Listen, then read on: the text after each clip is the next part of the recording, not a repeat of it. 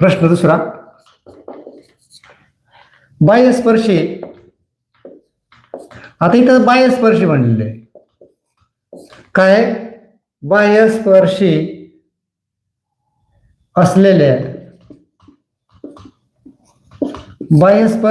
असलेल्या दोन वर्तुळाच्या त्रिज्या,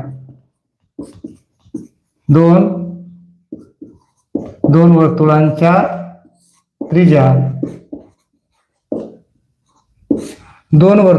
त्रिज्या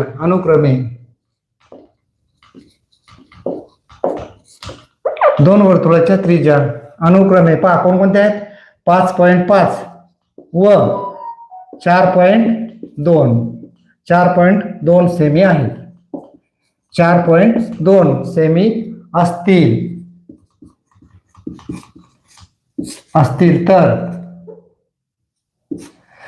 आता काय दिलंय? बाह्यस्पर्शी वर्तुळे. बाह्यस्पर्शी असलेल्या दोन वर्तुळाच्या त्रिज्या अनुक्रमे 5.5 व 4.2 सेमी असतील तर तुम्हाला विचारलं त्यांच्या केंद्रातील अंतर काढा. तर त्यांच्या केंद्रातील अंतर काढा. आता केंद्रातील अंतर काढा. बघा आता दोन केंद्राचे अंतर बाह्यस्पर्शी वर्तुळ आहेत. कोण माहिती आहे? हे एक वर्तुळ आहे त्याची 5.5 आहे. दुसरं एक वर्तुळ आहे हे बाह्यस्पर्शी. दुसरं एक वर्तुळ आहे त्याची त्रिज्या आहे. पहा इथं हा केंद्र ए, हा केंद्र काय असेल? बी असेल आणि हा स्पर्श बिंदू आहे. मोठ्या वर्तुळाची त्रिज्या 5.5 किती आहे?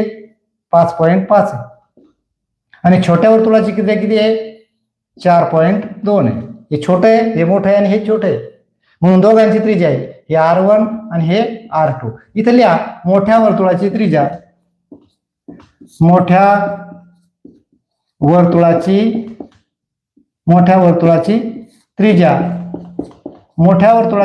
किती आहे? R1 किती दिलं?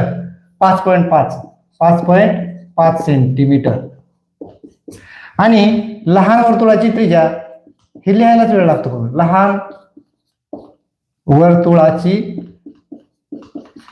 वर्तुळाची त्रिज्या R2 बरोबर किती आहे? 4.2 सेंटीमीटर. लहान वर्तुळाची मोठ्या वर्तुळाची त्रिज्या 5.5 आणि लहान वर्तुळाची त्रिज्या 4.2 आहे. इथे काय हे बाह्यस्पर्शी वर्तुळ आहेत. हे काय आहे? बाह्यस्पर्शी. तर लिहायचं हे बाह्यस्पर्शी वर्तुळे आहेत. हे बाह्यस्पर्शी वर्तुळे आहेत आणि म्हणून आपण काय म्हणतो? केंद्रातील अंतर. त्यांच्या केंद्रातील अंतर काढताना मात्र आपण काय करणार?